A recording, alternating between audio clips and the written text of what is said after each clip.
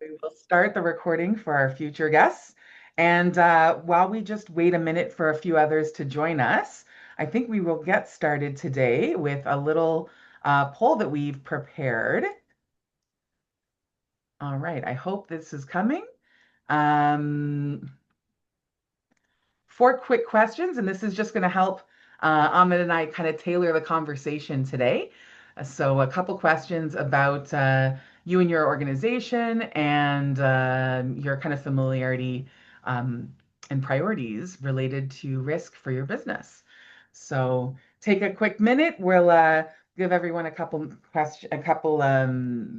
minutes to answer, and then we'll get started around 5 minutes after. So, oh, good. Good to see some other folks in here.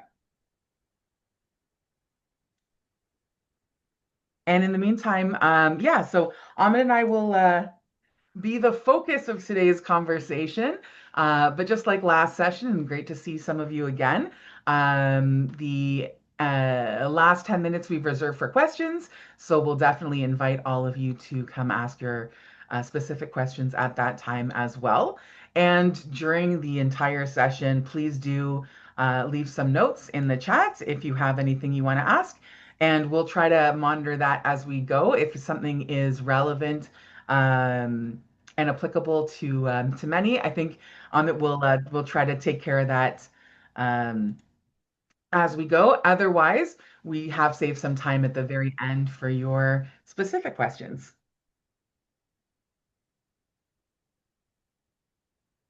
And in the meantime, curious to hear from everyone. If you want to, leave a little note in the chat where everyone is joining us from today.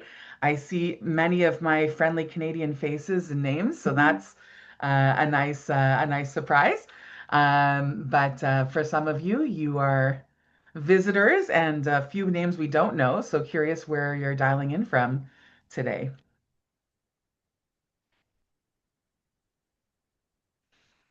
Got a lot of GTA folks here. And there we go. We have a few New Yorkers. New York State, though, I think, right? Suzanne was just saying as well. So you guys are, ah, Ian, I'm really happy to see you. Right. And Matthew, is it the middle of the night for you? Have you come to join us while the rest of the world is sleeping where you are?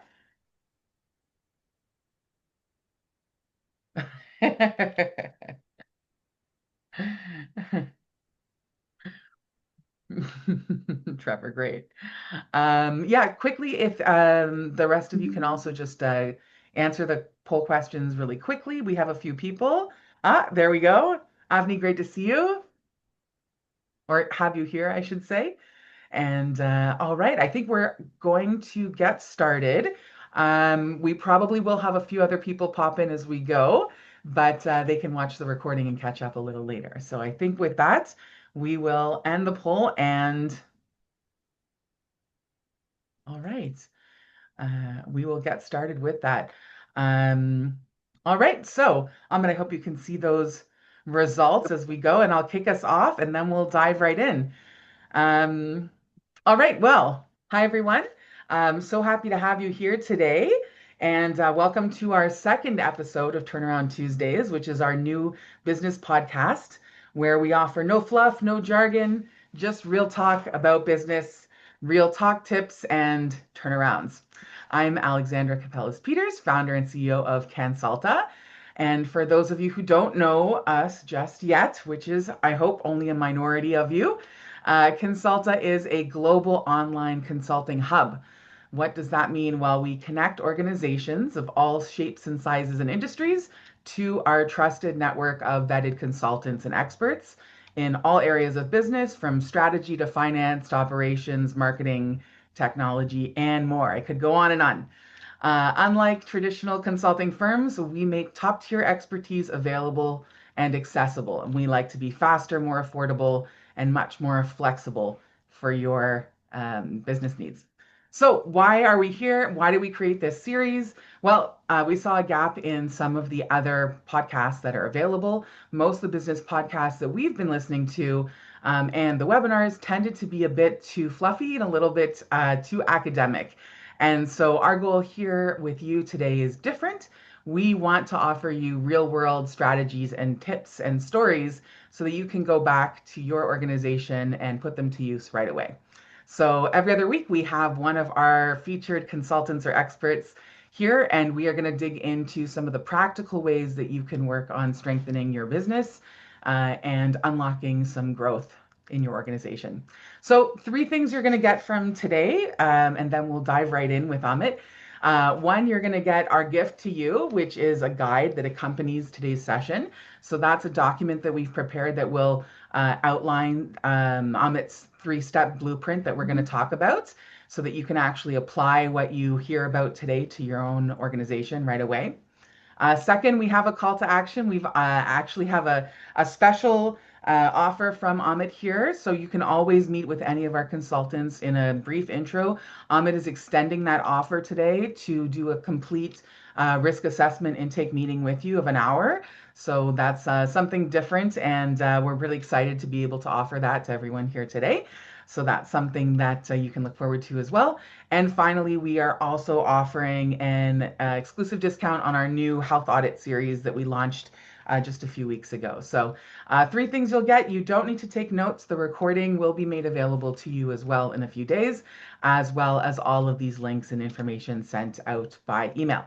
So, finally, too much of my yammering. Let's talk about why you're here and what we're here to talk about today, which is Amit and turning your risks into growth opportunities.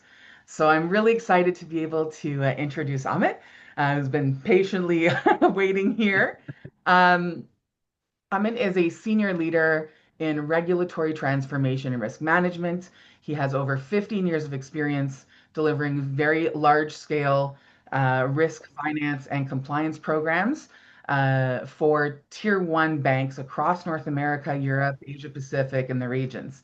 He's led global teams on multi-million dollar initiatives that included third party risk, digital transformation, and change management initiatives, constantly driving measurable impact, including a 40% reduction in reporting cycles. That's a pretty big one, and 25% improvement in data quality. Recognized for his ability to orchestrate cross border execution and align diverse stakeholders, Amit brings a strategic vision and operational discipline to complex transformation.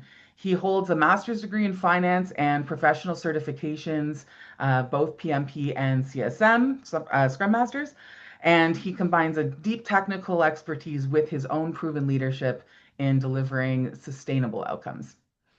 So, what makes Amit's approach stand out here is his belief that risk isn't just something to mitigate, it's something to leverage.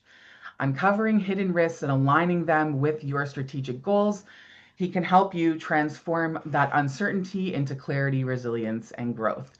Today, Amit is with me and he's going to be sharing his 90-day risk blueprint, which is a simple but effective three-step approach for any organization to discover and prioritize and act upon the risks in their organization in a way that builds confidence and unlocks new opportunities. So I'm really excited about this session. Amit, thank you so much for being here. And we can finally dive into the nitty gritty. Thanks, Alexandra Cansulta, for hosting me. I really appreciate that. Uh, so I always work with senior leaders who are passionate about impact and sometimes hit a wall with either with a strategy or regulatory mandate, and they always approach me. Amit, can you help me out? And we'll talk more as we go along. Well, that's actually a great way to get started is what kind of organizations, just kind of so we introduce everyone to your background here, Amit, what kind of organizations have you worked with and why are you interested in risk? Why has this become a focus of your work? Yeah, so I have worked across the industries, financial services, manufacturing, healthcare, and I primarily believe that risk is not only for solving your compliance issues, it can be even be used for strengthening your operations. It can be for unlocking new avenues, or it can be for building some resilience. So it all depends on how you see it, not in terms of just doing the compliance part of it. Absolutely. And you've worked on it yourself in so many areas. Now, you've talked about the banks and financial services, but also in your consulting work, you've worked with companies in many different industries. What do you see as kind of the similarities and differences in how different leaders handle risk in their organizations? Yeah, so the thing is, the majority of the firms will have similar risk, but the priority of those risks varies from industry to industry. Mhm. So, for example, manufacturers industry will be their operation will get some more priority. For healthcare, is going to be compliance and safety. For financial services, is going to be more on the regulation side. Technology firms will be on cybersecurity and innovation. So it varies. So the thing is, the most effective way the leaders can see this risk is more like a as a strategic lever than doing the normal just for just for filling the solving that risk issues. Yeah, makes sense. And I think, for most of us here, when most people hear kind of risk management, we start thinking of all the scary things, right? Everybody hears, Yeah. we think of compliance, we think of audits, we think of things kind of going wrong.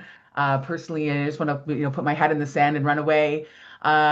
So why do you think that risk can actually be seen as an opportunity, which I hope is the reason why many people joined us today? It's a bit of a different perspective that you are offering. Yeah, so the thing is, see, the risk is always considered more from the compliance regulatory side, or I'll put up this as audit or some failure prevention perspective. That is always we see the risk, and we always generally start acting on those risks whenever we come under any of those buckets. So that's the way. But thing is, if we start doing bit more proactive in seeing those risk and convert them more like opportunities, where if you're doing, for example, anything on the regulatory compliance, take it as a more opportunity to refresh on relook on what we are doing. I think then suddenly your all those risks becomes more opportunity, and and basically is unlocks your lot of your growth and competitive advantage. But it all depends how you see it out. Yeah.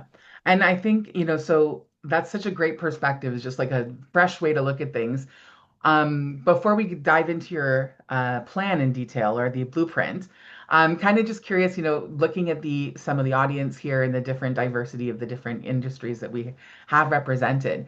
From your experience, Amit, what are some of the common risks that here we have a few kind of startups or nonprofits or small and mid-sized businesses, the SMBs. What are the risks that those groups that we tend to overlook and it can become a bit too late sometimes? Yeah, so the thing is, see, what I've seen while working with across the industry is that obviously the regulatory compliance slash audit is obviously the topmost priority, where there generally people look for some solutions or where they're becoming bottleneck. Other challenges they have in terms of the risk is more on the operation side. And another, the last one is more on the data and cybersecurity because with all these AI and generative AI and AI agents, Mm, cybersecurity is another huge risk. These are the few risks which I've been seeing it up. We just need to figure out a way how we can manage them and instead of just being ignorant about it. And because otherwise if you're not going to just sideline them, it will be impacting our growth. For example, for manufacturing industries, if you're not going to be if your operation is not strong, then it may be happening that you may not be able to manufacture anything one of the days because you don't know what happens to that specific scenario, and suddenly that will have an impact on your clients, on your growth and your revenue. So we just need to be more cautious about it and also how you manage the risk. Okay, makes a lot of sense. So now I think, we're pretty excited to talk about this so-called blueprint. So, in preparing for this session today, we're kind of discussing what are the best ways, what's the strategy to turn these risks into opportunities. So Amit has developed and is sharing with us today his three-step 90-day risk blueprint. So I'm very excited about that. So, three steps, and again, you'll get all of this in the guide later on, so you don't need to worry about taking notes. So, Amit has these three steps. Step one, so the first 30 days is discovery and prioritization. So, let's talk about that. How can leaders start to map out their risk landscape and identify what risks really matter? So, like, talk to us about this first important step. Yeah, so the thing is, so what I suggest the leaders need to be become instead of being more reactive. What I mean with reactive is, okay, I have a compliance issue or have an audit issue, then I start fixing it up. But instead of being reactive, you need to become more structural approach. Like, okay, whether I have, for example, today I don't have any compliance issue, but I still going to have, for example, I'm still going to have understand what type of risk I might foresee in the future. So a lot of leaders might maybe have a meeting on a weekly or bi-weekly basis to understand where they are, and understanding that where are my major critical assets or processes which might be impacting these risks. And basically you need to start building more like a heat map on a regular basis. So once you come out with heat map, and you need to constantly monitor it up in terms of where you might need some priority or where you need to be done. So on a more proactive way than more a reactive approach sort of a thing. If you start doing that from day one, so you'll be much more ready in terms of how do you approach it. We'll talk about a few more examples as we go along, but that it should be our approach. That's why I was being as a part of our three-step process. One, for the first is you need to understand, what type of risk you are having it. You need to start coming out with more like a heat map sort of thing where you just capture majority of your points there and keep on enriching it up as you go along. Great. And I'm curious, it'll be great, I think, if you can, hopefully we'll have time and we'll share some examples of that heat map at the end, because I think that was a nice, something different, I think, than many of us may have seen before, and a different way to look at things.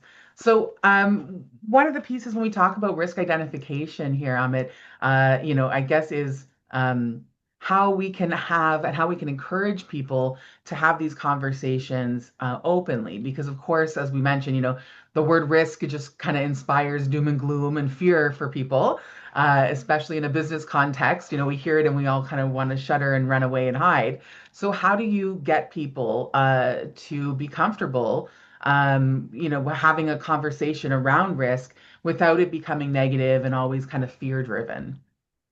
Yeah, so I think one of the key things is we need to have that core team who need. So generally, what happens is that when you have a compliance or audit issue, you have one person being responsible for that particular person start getting panicked in Mhm. terms of what need to be done. But if you start building a more like a core team, um, who can who's involved on a proactively basis, and we started asking very openly, what could get go wrong, what might open the door to that specific risk sort of a thing. Just need to have the open discussions, and then start like, as I was saying, start putting that thing your Excel sheet and having that conversation sort of a stuff that these things may happen or these things may happen, and you start putting all those things on a regular basis. Basically, the major thing is that stakeholders' involvement is key to understand who will be involved, what need to be done, sort of stuff. So I think that is where and it's asking the right questions, raising those issues, and even though, for example, I've seen scenarios where because of the work culture, a lot of the stakeholder might be involved, but he may not be talking about it. Mm, And then you suddenly, you have not it down, but one of the most important risk is not there in your heat map at all because you don't have that specific culture. So you need to be very open about it. Like if you've been there, you need to listen to that specific stakeholder. What are you doing? Why are you seeing that this is a risk? What is the impact of it? And then you need, so that is the culture, and stakeholder involvement is key for you to know those things upfront. Because if you know, then you can do something about it. If you don't know, Yeah. you only will know when at the end, and that can be a challenging depending on the whatever risk you have.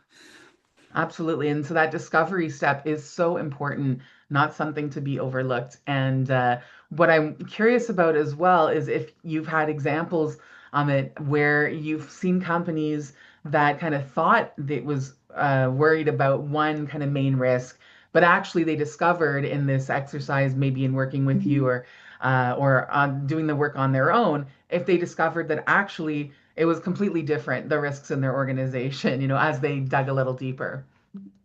Yeah, so I was telling you, like, this is a very live example. So I was working with a CFO. He's been doing the financial reporting, and he always used to spend like 5 to 7 days in that specific piece of the work. And those 5 to 7 days are really hard. Like you can't talk to him, you can't talk to his team. He's not available. He works on an average 14 to 16 hours, for him to get the things moving. And obviously under him he has 4 or 5 people who have been working with him. I've been telling him all the time that maybe you need to have a real look on this, because it's not the right way to get the things, that nowadays technology is available in the market which you can do something about it. And he's been keep on ignoring me up. And it is keep on going on. And suddenly, one of the days, one of his critical resource had decided to move on. And he has like limited like 2 3 months, 2 3 weeks remaining. And he has started calling me up. Amit, you were talking about this, can you help me out? And then I need to jump in and work with his team and automate that specific aspect of it. And so suddenly that 7 days of work has reduced to like a 1 day. Wow. And that remaining time he has more in terms of analyzing and doing the variance and trends of the something similar. So which probably he could have saved more time. He would have done something like 6 8 months earlier. So that is the where what I'm seeing, that because he's always worried that if he's going to be automated, things may not work, and those cause are the concerns he has. But that's something, that's a risk. You just need to find a solution around it, and that can be that can become an opportunity. Because suddenly now, just imagine a CFO having 5 or 6 days to play around with the data, which he was Yeah. not having earlier. So yeah. Wow, that's a pretty big difference for sure. So moving on from that, there's a great example of kind of the value as you proposed in this first step of discovering and identifying and prioritizing all the risks. So let's talk about, once you've done that and we move to step two. So kind of month two here, we're moving into, day 30 to 60. And your second step you talked about, or you're going to talk about is, so-called action and activation. So what do we do now that we've identified all of the risks? What does active action and activation, what does that really look like in practice? Yeah, so what happens in see, once you're done your step number one, you know that okay, these are the risks being there. But then we need to even understand some of the other things, like whatever priority, what is the impact, Hmm. and how will that going to be impacting we as the organizations, right?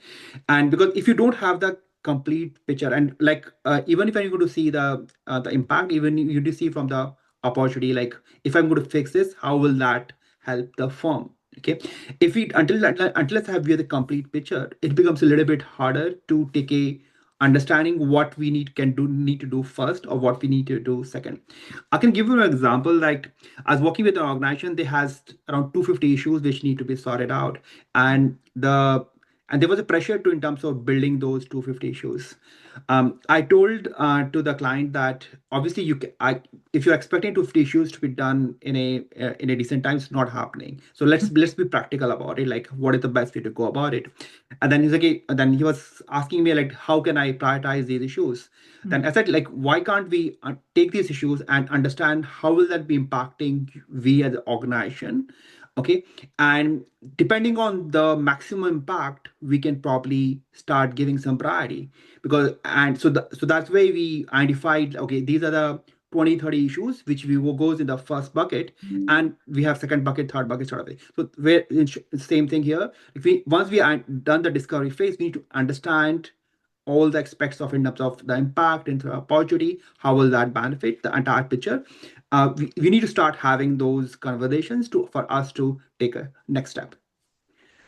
And I guess related to that is, this concept we talked about this a little earlier, Amit, which is that, for risks to not get lost, right? So for us to make sure that these action steps are actually taken, and that risks don't kind of get buried and lost and forgotten and ignored, what can leaders do to make sure that they assign an ownership, and make sure that these risks are actually managed and handled? Yeah, so that's a very good point. That's what I'm saying. So once we've done that, we need to have because we need to have somebody who's accountable and who's influenceable to that particular risk.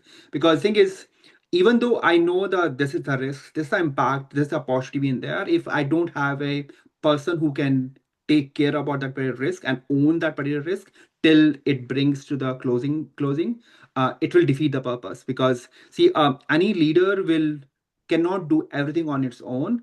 He will definitely need some team to be part of the same. That's why, as we were talking earlier, Alex, that it need to be part of the culture that where everybody is helping out. And then if you have accountability and influence in terms of what need to be done, and some of the mature organizations, what they even do is they link that thing with their performance goals of the individuals, so that entire organization is being responsible for it, so for everything.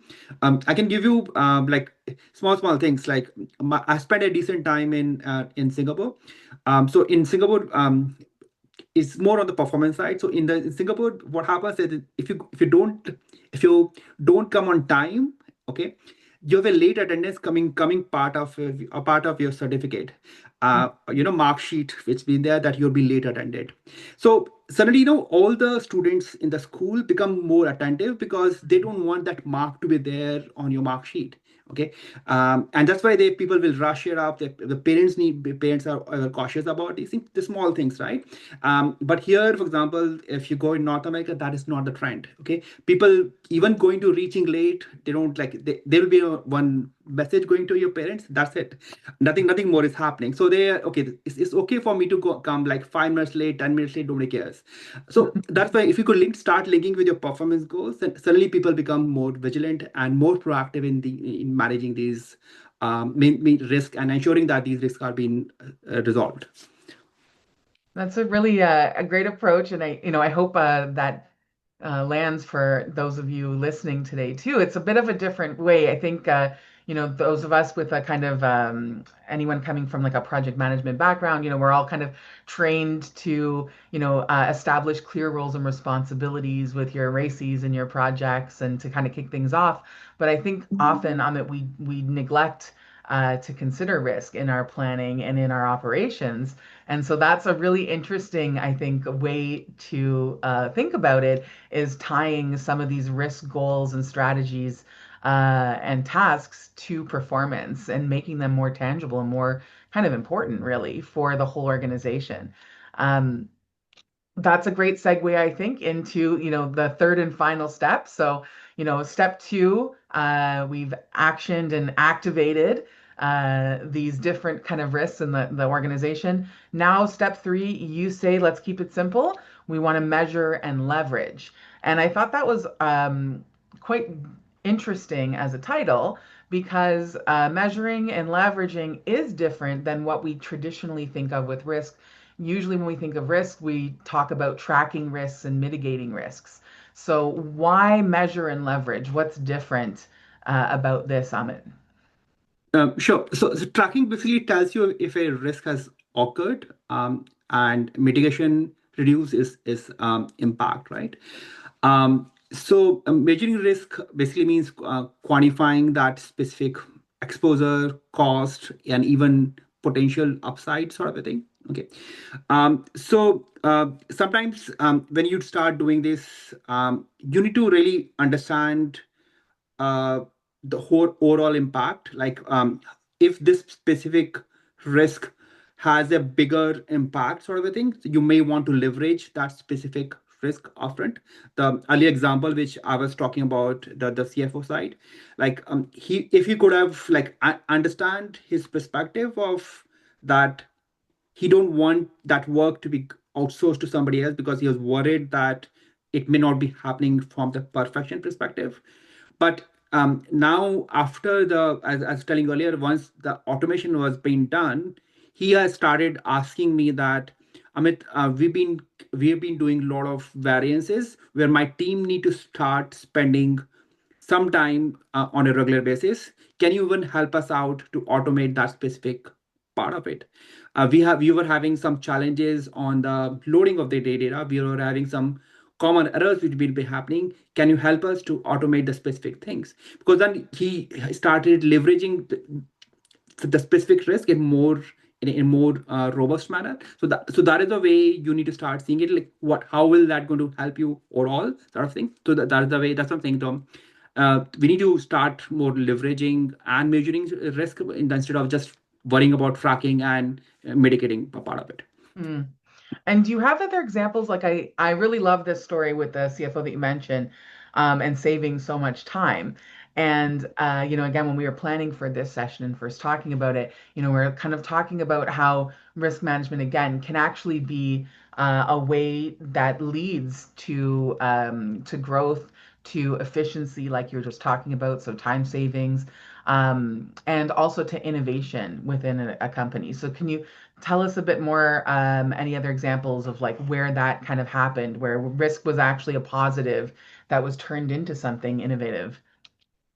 Yeah, so similarly, what has happened is we were doing some similar work with another client, and it was more on the like a data validation side.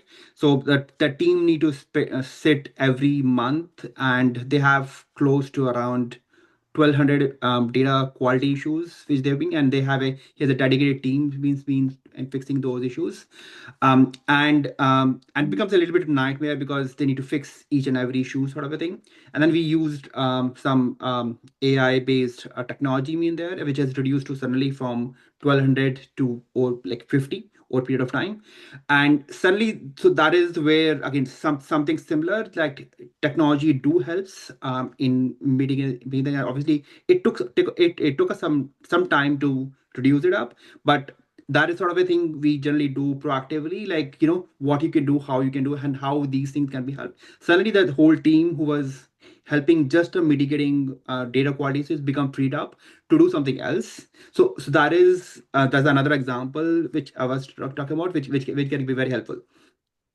And I love this example too, again, like using the different tools and using AI for good, kind of supervised. Um, what can smaller organizations who have, limited resources, how can they kind of implement this approach and still keep up the rhythm that you've talked about of having ongoing kind of internal discussions and reviews, but without getting overwhelmed by how much work this all is? Yeah, so I think that is the typical challenge which majority, especially the organizations has, because they have very limited time, limited bandwidth. So I think obviously you cannot spend hours together on these things, but even if you start doing saying, okay, we're going to spend 30 minutes every week in talking about it and seeing what we can do with our limited resources, and maybe like once you have come out with a heat map, you might have maybe that entire heat map or your risk register might have like 30 issues, and you just need to pick it up only critical issues. You may not even want to talk about the high priority or forget about the medium ones, but Yeah, even just the critical ones is something which they can do right away, and the remaining they can do it at the later stage. So depending on your team bandwidth, and then you could decide what you want to do. But as a proactively, we need to do this specific exercise. It helps two ways. One is obviously to understand your heat maps. Second way is that start building that culture, start building up within the team, and they're being more proactive in terms of how we can manage these risks. absolutely. So, Amit, I'd love to just explore a couple more kind of stories here because, so you've, worked in this field now for, a decade and a half, almost 20 years, and you've managed projects, worth millions and millions of dollars. You've advised some really large kind of global firms, some competitors, we won't name names. Can you give us some more examples of where this really strong risk management kind of methodology and approach has just completely changed the trajectory of a project or a business and why it's kind of worth it? Yeah, that's interesting. So, what happened is, like a few months earlier, I was working with a one of the Canadian client, and he has a US vendor with whom he was working with, and I've been like in my lot of conversations because on top of my client, he is even a good friend. So I've been telling him that just relying on one vendor is not a good idea.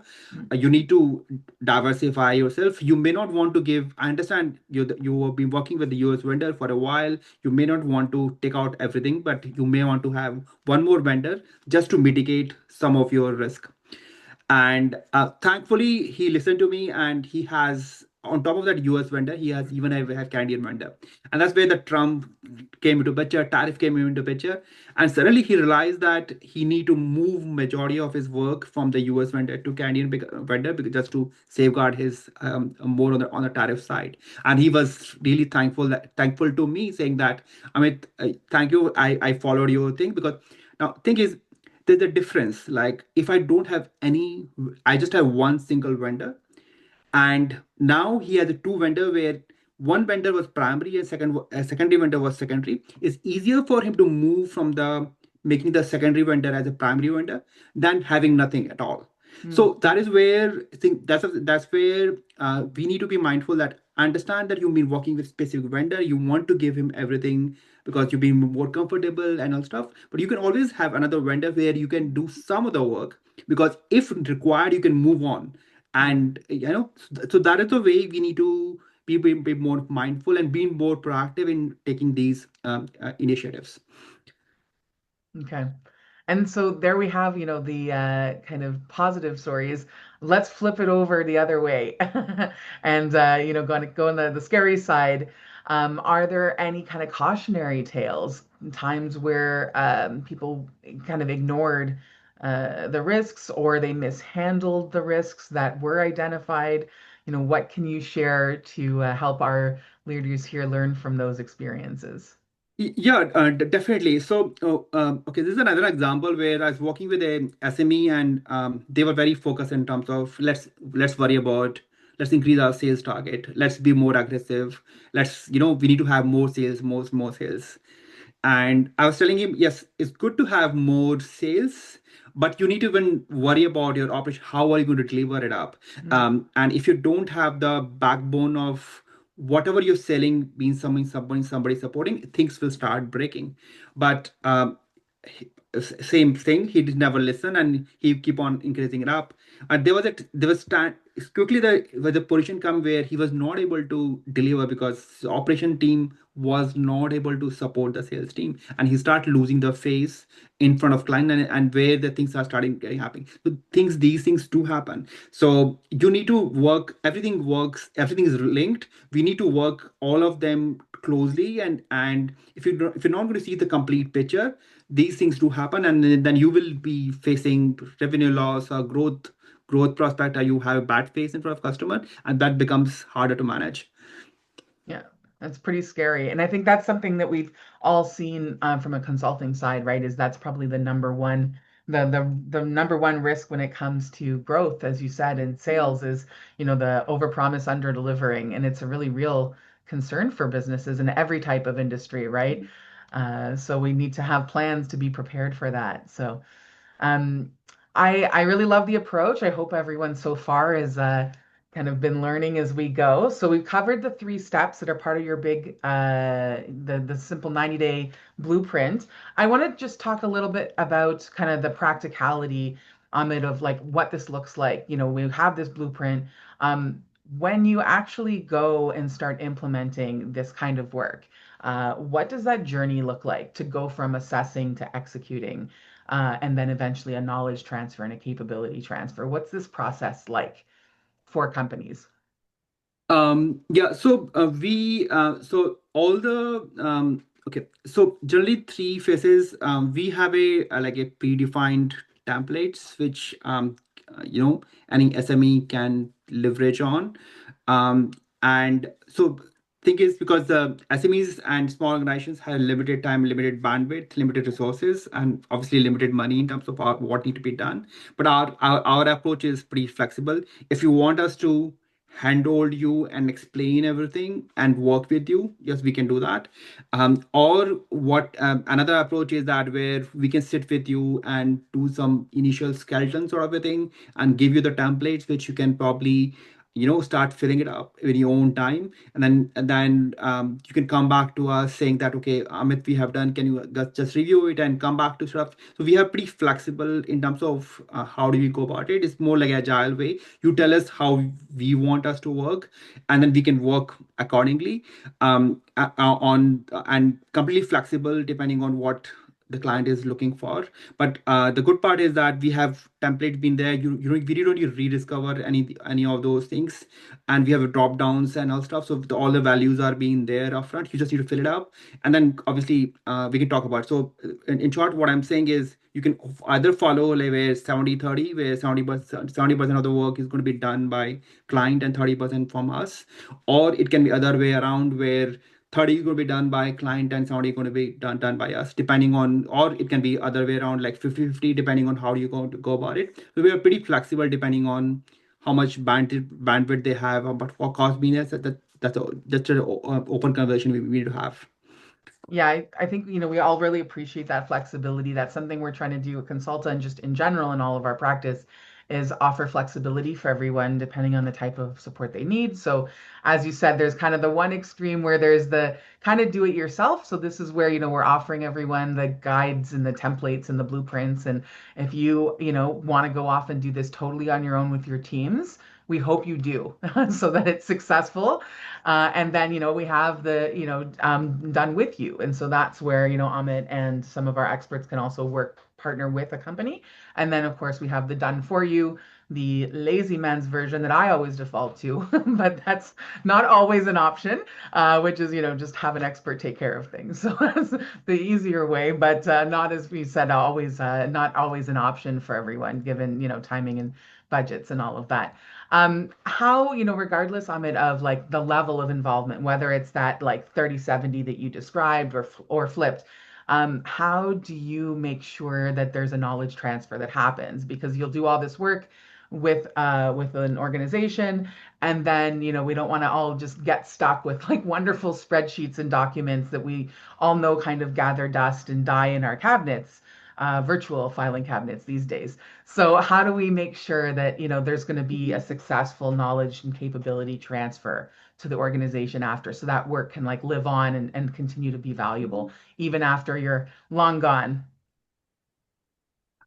Yeah, so thing is the our approach is that we work closely with the client in more as telling or in more like agile way, where we'll each step will be telling them how everything's been done, and we generally have the documentation available for them to understand what's been there, and we have a like a regular checkpoints after every phase in terms of what's been happening, so that they know how things are happening, and all the work which will be done will be shared after each phase with the client in terms of what's been there, so they have full control in terms of the BM. Obviously we will be we'll have a to ensure that all the assessments and all the Excel sheets, all the work and all impact is there on their premises sort of a thing. So there's nothing going away sort of thing. So that's something be there. And obviously we have a open session in the case as a part of the consulting, we will have a hands-on session with them to ensure that they are comfortable. And after that, there are multiple ways which I've seen client been doing it up. We can even do like something like an audit sort of a thing where we can do the work, and if they need some more help sort of a thing after a couple of months or whatever, whenever they are ready, or we if they want us to like have a separate session to review. So we have multiple ways of getting, but think whatever we do as a part of the consulting is being they are aware of what's been happening. So there's nothing called as a black box here. Oh, that's great to hear. Because I think that's, what we, of course, we want to find new business and support companies here, but ultimately the idea is, to enable people to like implement all of this good knowledge as part of their ongoing business, right? We really just want everybody to take advantage of the methodology and kind of bring this positive risk management approach to their own organization, right? So, really appreciate that kind of flexibility there. What we will do, we're just on time here, which is great. So thank you so much, Amit. I will take another 30 seconds here to yammer on. And in the meantime, I'd love to invite anyone who has some questions. If you want to just raise your hand or drop your question in the chat, we would love to have Amit hear what you have to ask. In the meantime, let me just, as we kind of compile, so yes, please do hands up and drop your notes in there. Um, I just want to say thank you, Amit, for coming Thank today you. and sharing your strategies, your stories. This whole methodology and approach was new for me, and I really appreciate it. It's a different way to look at things. So I thought that was really great, and I hope others see that as well. And I want Um, to thank all of you. Oh, sorry, Amit. Yeah. Maybe I can show you that the templates which I have Yes, done sorry, just to I see. forgot. Thank you for the reminder. That's right. It's going to do a quick little show and tell as we go.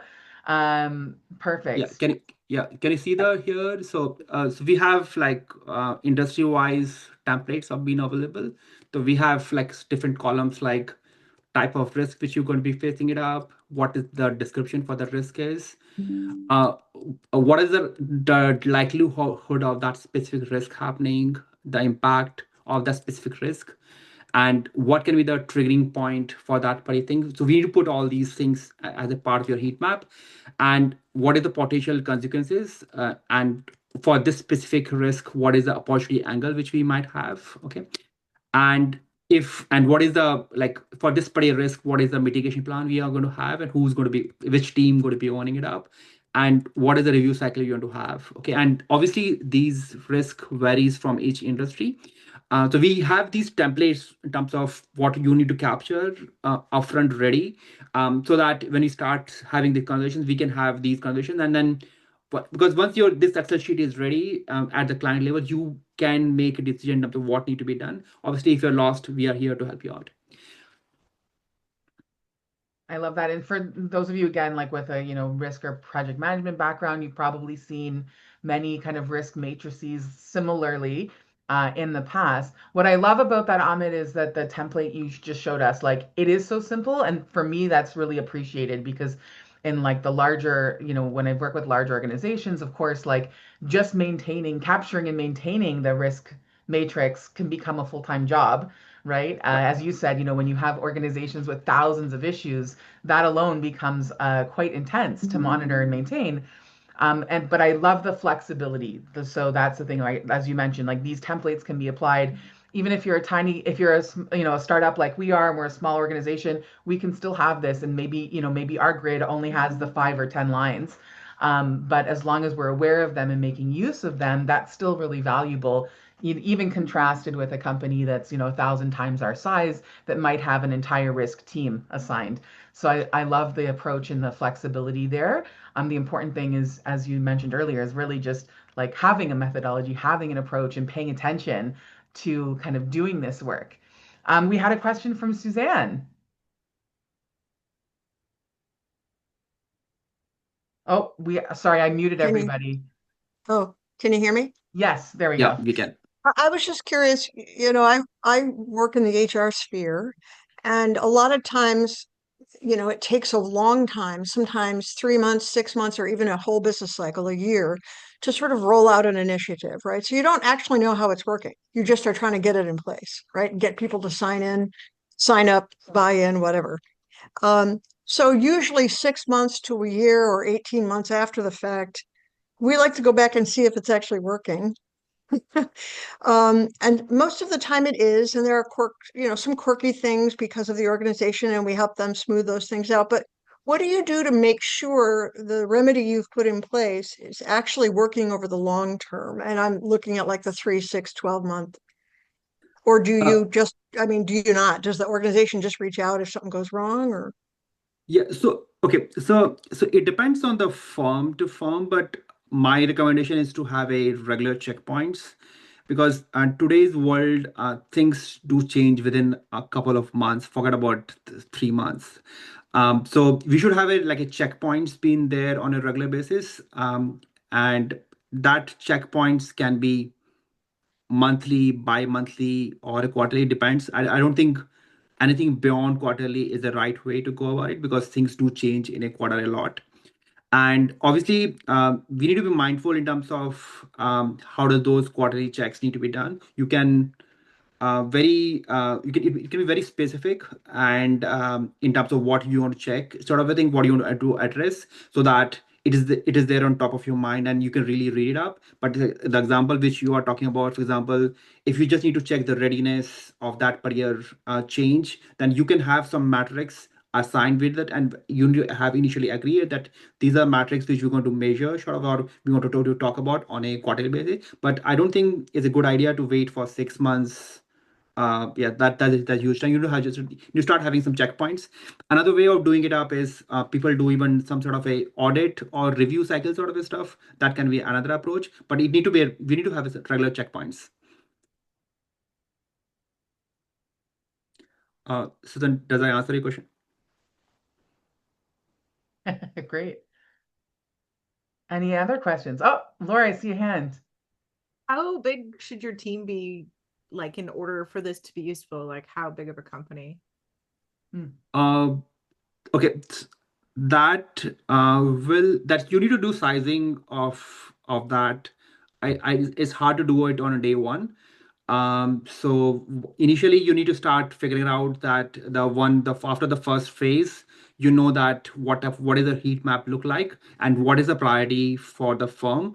Depending on the priority, you can do the sizing and increase or decrease the team.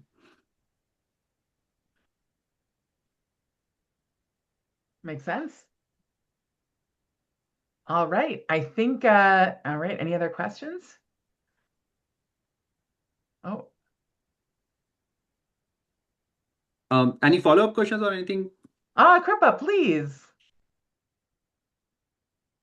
I was just raising my hand and hoping that you see me. I did. So firstly, Alex, thank you so much, for leading these turnaround Tuesdays with such energy and dedication. This initiative, I think, is making a real impact, and value that you're bringing to this is incredible. Amit, thank you so much for your thoughtful insights. You've already shared some excellent insights on how SMEs can adopt AI, and the practical steps that you listed out. But the question that comes to my mind is, before we get into all of that, what is that common oversight that a lot of the businesses make? What would be the top one or two red flags that they should watch for before the problems arise, so that they can turn compliance into a competitive advantage? Do you have any examples which you're talking about? Otherwise, my answer will be it can be a little bit yeah On outside top this. of my mind, no example comes to my mind, but so if imagine we have a lot of small business owners in front of us, Mhm. what would you tell them that don't do this, don't go this path, Hmm. that for sure is going to lead them to uncertainty? Okay, that is frankly speaking, it's hard to hard to justify this. But what I will suggest is you do need to have a on a you do have a you having a your heat map Yes. in terms of what risk you're having it, what is impact the metrics which I was talking about earlier on a regular basis. Instead of Yeah. waiting for that compliance and or financial audit to come in, you need to start doing this on a regular basis, and especially keep a because you're being SME, you have very small setup, so you need to be watchful about all those critical and high priority items on a regular basis. Obviously, you need to give them right priority. Obviously, that is like super important. But you need to be watchful about those critical and high because it takes very little time for converting those high to critical and critical to a failure sort of a stuff. So as far as you having it that watch being there, I think you might be in a safe hand. So but don't wait for that compliance audit to come in and then start doing it up. You need to do it on a regular basis. It can be like a weekly, bi-weekly. I leave it to you guys to decide, but bi-weekly is the minimum.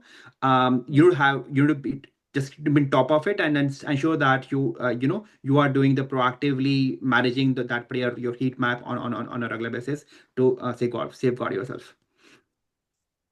Well, Excellent. that answers my question definitely. And yes, there's no shortcut then, right? You can't just look at a company and call that, there's a red flag. You need to follow all those steps. So yes, thank you so much for that, Amit.